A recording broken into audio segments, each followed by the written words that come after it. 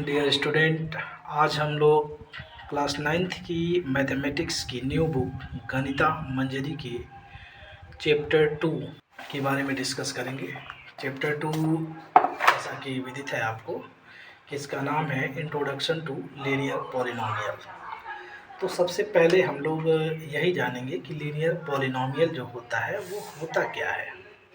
ठीक है, तो यहाँ डेफिनेशन लिखा हुआ है कि अ पॉलिनोमियल ऑफ डिग्री 1, क्या है ये, degree 1 is called a linear polynomial. क्या है, degree 1 is called a linear polynomial. यानी लीनियर पॉलिनोमियल वो पॉलिनोमियल है जिसकी जो हाईएस्ट डिग्री होती है वो होती है 1। जैसा कि एग्जांपल में यहाँ दिया हुआ है 2x, तो यहाँ 2x पे जो डिग्री है, x पे जो हमारा वेरिएबल है, इस पे जो पावर लगी हुई है ये क्या है, 1 है। तो ये एक लीनियर पॉलिनोमियल होगा।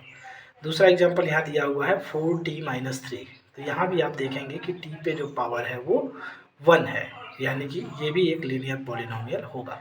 यहाँ नोट में लिखा हुआ है कि a linear polynomial is one variable. Variable कितने यूज होंगे, 1 सिंगल वेरिएबल यूज होगा। Can not have more than 2 terms, यानी कि 2 टर्म्स से ज़्यादा नहीं होना चाहिए। यानी कि जैसे ऊपर लिखा हुआ था 2x, तो ये एक सिंगल टर्म है, इसमें मैं मान लीजिए 5 को ऐड कर दे रहा हूँ, 2 टर्म्स हो गए। लेकिन वेरिएबल जो यूज होगा, वेरिएबल सिर्फ एक ही यूज होगा। जैसे यहाँ पे x वेरिएबल यूज हुआ तो ये एक ही होगा। अगर यही होता 2x + 5y, तो ये कभी भी लीनियर पॉलिनोमियल नहीं होगा। क्यों, 2 टर्म्स तो हैं लेकिन वेरिएबल जो है, एक एक्स वेरिएबल यूज हो गया है, एक वाई वेरिएबल हो गया है, यानी 2 वेरिएबल्स यूज हो गए हैं। इस नाते ये लीनियर पॉलिनोमियल नहीं होगा। ठीक है, चलिए चलते हैं एक्सरसाइज पे। एक्सरसाइज यहाँ पे दिया हुआ है, exercise 2.1, find the degree of the following polynomial. सारे पॉलिनोमियल की डिग्री फाइंड करनी है। तो हम सबसे पहले केयरफुली देखेंगे अपने पॉलिनोमियल्स के इक्वेशन को। यानी यहाँ लिखा हुआ है 2x² - 5x + 3। इसमें डिग्री वही होती है, यानी कि जो इसकी पावर लगी होती है, पावर को चेक कर, जो मैक्सिमम पावर होती है वही उस पॉलिनोमियल की डिग्री होती है। तो यहाँ पे हाईएस्ट पावर कितना है, 2 है। यहाँ पे पावर कितना है, 1 है। यहाँ पे पावर क्या है, x पे पावर 0 है। यानी कि हमारा जो हाईएस्ट डिग्री है वो है 2। तो यहाँ लिखेंगे डिग्री इज इक्वल टू 2। दूसरा देखिए, यहाँ पे दिया है y³ + 2x - 1। यहाँ पे जो हाईएस्ट डिग्री है वो क्या है, हमारी 3 है। तो डिग्री इज इक्वल टू 3 हो जाएगा। यहाँ पे देखना है, ध्यान से देखना है। क्वेश्चन नंबर 3 कह रहा है -9।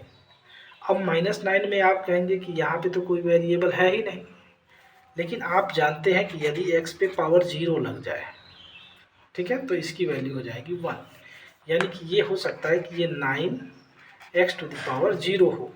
ठीक है, तो ये हो जाएगा -9 × 1 = -9। यानी कि इसकी जो डिग्री हो जाएगी, डिग्री इज इक्वल टू 0। ठीक है, क्वेश्चन नंबर 4 देखिए, 4z - 3। तो z पे पावर कितनी है, 1 है। तो z पे जो एक्सपोनेंट लगा है वो 1 है। इस नाते इसकी जो डिग्री हो जाएगी वो हो जाएगी 1।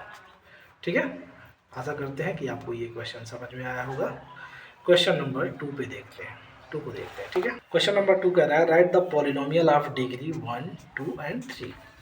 यानी कि हमें ऐसा पॉलिनोमियल लिखना है जिसकी डिग्री 1 हो, जिसकी डिग्री 2 हो और जिसकी डिग्री 3 हो। यानी कि ये 3 क्वेश्चन दिया होगा, 3 क्वेश्चन है। तो मान लीजिए फर्स्ट क्वेश्चन हम लोग देखते हैं डिग्री 1 के केस में।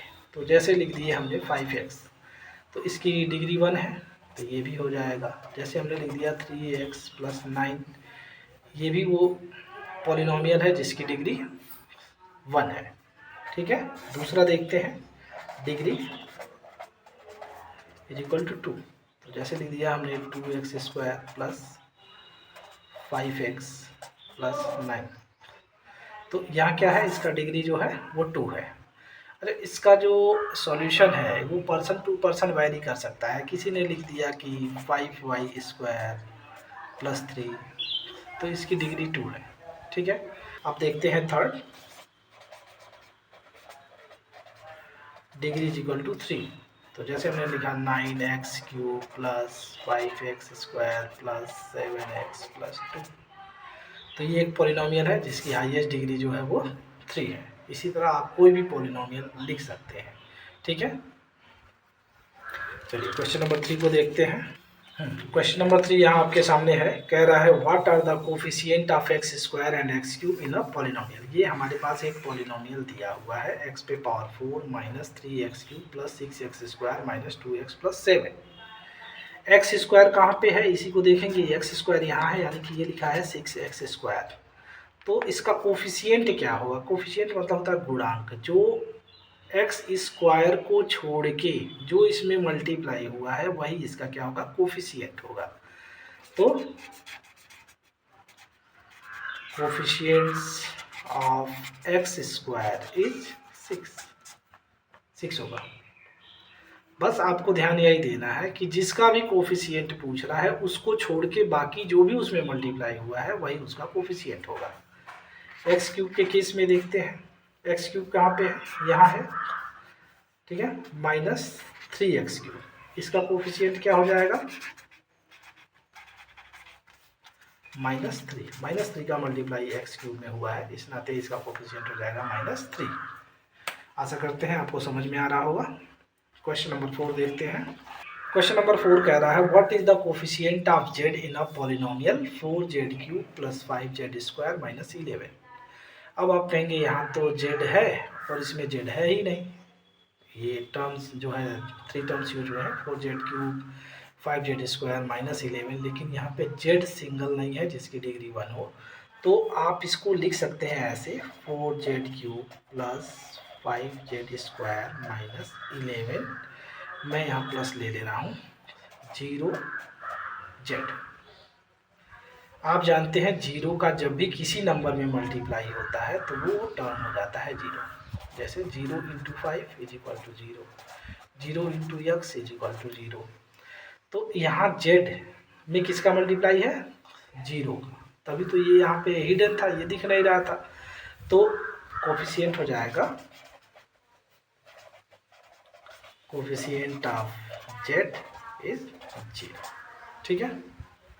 क्वेश्चन नंबर 5 देखते हैं। क्वेश्चन नंबर 5 कह रहा है what is the constant term of the following polynomial 9x³ plus 5x² minus 8x minus 10। इसमें जो कांस्टेंट टर्म है कौन सा है, तो यहाँ पे टर्म देखना है। ये फर्स्ट टर्म है, ये सेकेंड टर्म है, ये थर्ड टर्म है और ये फोर्थ टर्म है। तो पूछा है कांस्टेंट टर्म, तो कांस्टेंट टर्म कौन है, -10। तो -10 इज अ कांस्टेंट टर्म, ठीक है। तो एक्सरसाइज 2.1 इस तरह से कंप्लीट हो गया।